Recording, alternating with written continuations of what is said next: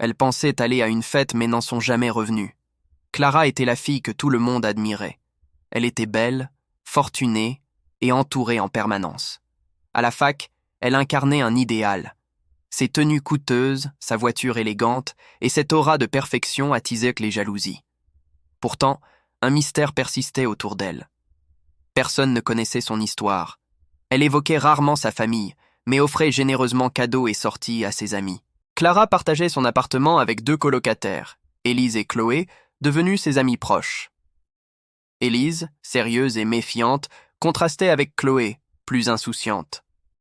Bien qu'étudiant dans des filières différentes, elles formaient un trio soudé. Clara comptait aussi 2 amies dans son département d'histoire. Manon, discrète mais calculateur, et Léa, d'une beauté frappante qui dissimulait une jalousie profonde envers la vie de Clara. Un soir, Clara revint d'un week-end chez elle, visiblement excitée. « Les filles, vous n'allez pas me croire. Mon père inaugure un nouvel hôtel dans notre région et organise une immense fête.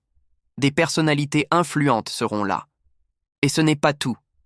Il offrira une somme importante à chacune de mes amies qui viendra. » Le cœur d'Élise se serra. Pourquoi cette invitation soudaine ? « Je dois en parler à mes parents, » dit-elle avec prudence. Le visage de Clara se ferma une seconde. « Ce n'est pas nécessaire. De toute façon, il n'y a que 3 places. J'ai tout organisé. »« Ne t'inquiète pas, Élise. Ce n'est qu'un week-end. Je te rapporterai un cadeau. » Élise n'aima pas être écartée si facilement, mais la joie de Chloé la rendit triste.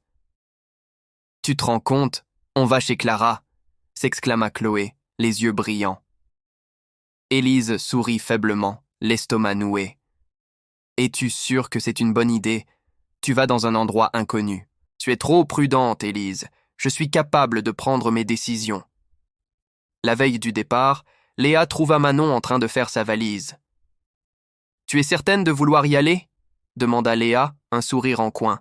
« Bien sûr, pourquoi pas ? Cela pourrait tout changer. » Ou c'est un piège ? Tu lui fais vraiment confiance ? Je n'ai pas besoin de lui faire confiance. J'ai juste besoin d'être là. Et toi, tu as peur de rater quelque chose ? Je veux juste que tu ne le regrettes pas. On ne sait même pas si Clara dit la vérité. Manon ricana. Tu as toujours voulu être comme elle, non ? Tu crois que cette fête est ton ticket gagnant ? Léa perd des pieds. Très bien. Mais ne dis pas que je ne t'ai pas prévenu. Le jour du départ, Élise regarda Chloé partir avec Clara, Manon et Léa.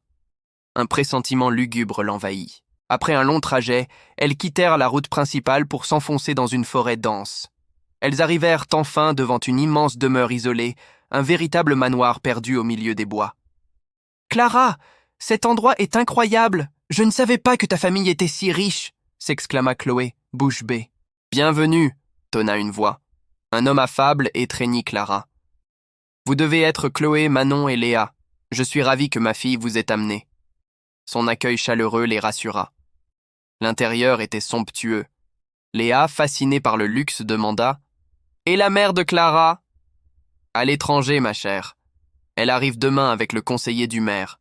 Vous la rencontrerez. » Monsieur Durand se tourna vers elle. « Clara est mon unique fille. Je l'aime plus que tout. C'est pourquoi je veux que vous vous amusiez ici. Une seule règle. Pas de téléphone pendant votre séjour. »« Pas de téléphone ?» répéta Léa, inquiète. Monsieur Durand rit. « Exactement. Je veux que vous vous déconnectiez. Le réseau sera bientôt coupé ici pour éviter les distractions. » Alors qu'il parlait, Chloé sentit son téléphone vibrer. Un appel d'Élise. « Je prends juste cet appel, » dit-elle en s'écartant. « Élise, on est arrivé ?» Un garde surgit à ses côtés. « Désolé, mademoiselle. Ordre du patron. Pas de téléphone. » L'appel fut coupé. À contre-cœur, Chloé, puis Léa et Manon remirent leurs appareils. Le dîner se passa bien.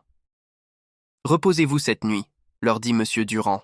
« La fête est après-demain. » La première nuit, un froid étrange envahit les chambres.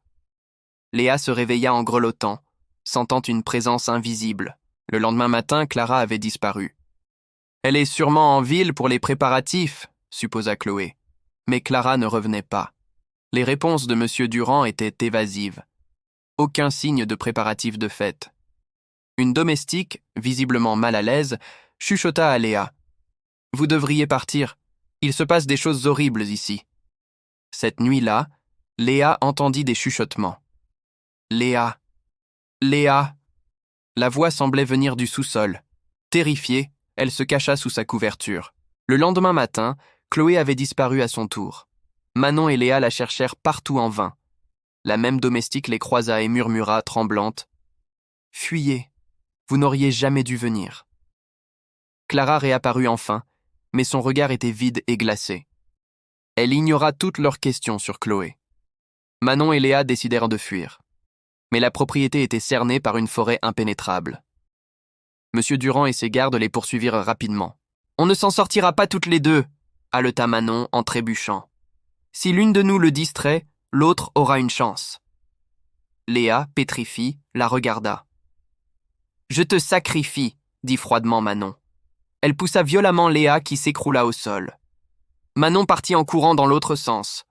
Une ombre surgit entre les arbres. « Monsieur Durand !» Il attrapa Manon à la gorge. Léa, tremblante, assista, impuissante, à la scène. Le corps de Manon fut jeté au sol comme un rien. La terreur galvanisa Léa. Elle rampait, épuisée, quand deux policiers jaillirent des broussailles et maîtrisèrent Monsieur Durand. Les secours étaient arrivés. Au poste, Monsieur Durand affichait un calme étrange. « Pourquoi avoir attiré ces filles ?» interrogèrent les policiers. Il resta silencieux jusqu'à ce qu'on mentionne Clara. « Clara ? Je n'ai pas de fille. » Alors qui est-elle ? Son expression devint hagarde. « Clara n'est pas humaine. C'est un esprit. Ils vivent parmi nous, prennent une apparence humaine. Je les utilise. Mais cette fois, elle a changé les règles. Je ne contrôle plus rien. » Il se pencha, terrifié. « Ils choisissent des proies avides. Vous ne reverrez plus Clara. » Soudain, il éclata d'un rire fou. « Je n'aurais pas dû parler. Ils savent que j'ai brisé la règle. » Il bondit de sa chaise, bouscula les agents et s'enfuit dans la nuit. Il courut jusqu'à la route où des phares le percutaient de plein fouet. Le choc fut fatal. Léa ne se remit jamais vraiment. Les cauchemars la hantèrent. Chloé ne fut jamais retrouvée. Certaines tentations ne sont que des pièges. Des pièges parés de luxe, prêts à dévorer ceux qui s'en approchent. Le mal ne porte pas toujours un masque effrayant. Parfois, il ressemble à tout ce que vous avez toujours désiré. Et les pièges les plus dangereux sont ceux où l'on entre de notre plein gré. Parfois, ceux que vous croyez connaître n'ont jamais été des vôtres. Cette histoire vous a glacé le sang? Alors likez cette vidéo, partagez-la avec vos amis les plus courageux et abonnez-vous pour ne rater aucune de nos prochaines enquêtes troublantes. La prochaine disparition, ce sera peut-être vous qui la découvrirez. À très vite.